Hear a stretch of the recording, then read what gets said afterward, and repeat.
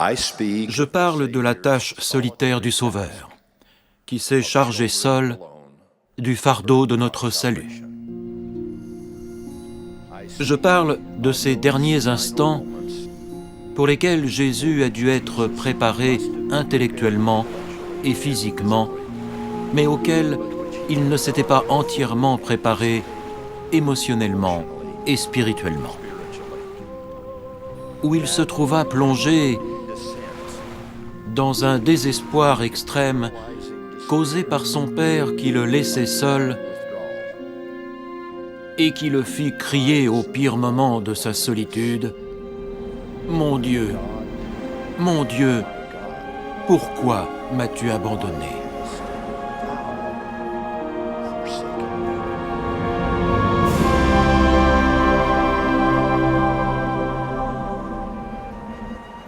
Ainsi, selon le plan de Dieu, le soutien apporté à Jésus se rétrécit progressivement, encore et encore. C'est essentiellement seul qu'il a parcouru le chemin le ramenant à son Père, sans réconfort ni compagnie.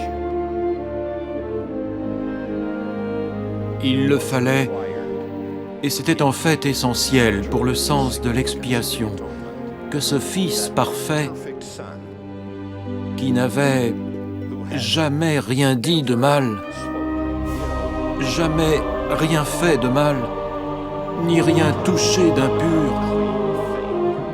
il fallait qu'il sache ce que les êtres humains ressentiraient, c'est-à-dire nous, chacun de nous.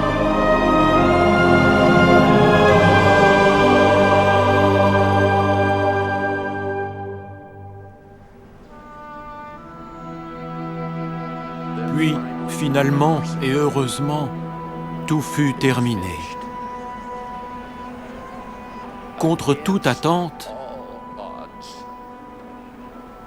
et sans l'aide ni le soutien de personne, Jésus de Nazareth, le Fils vivant du Dieu vivant, a rétabli la vie là où régnait la mort et a fait émerger des ténèbres, du désespoir et de l'enfer une rédemption joyeuse et spirituelle.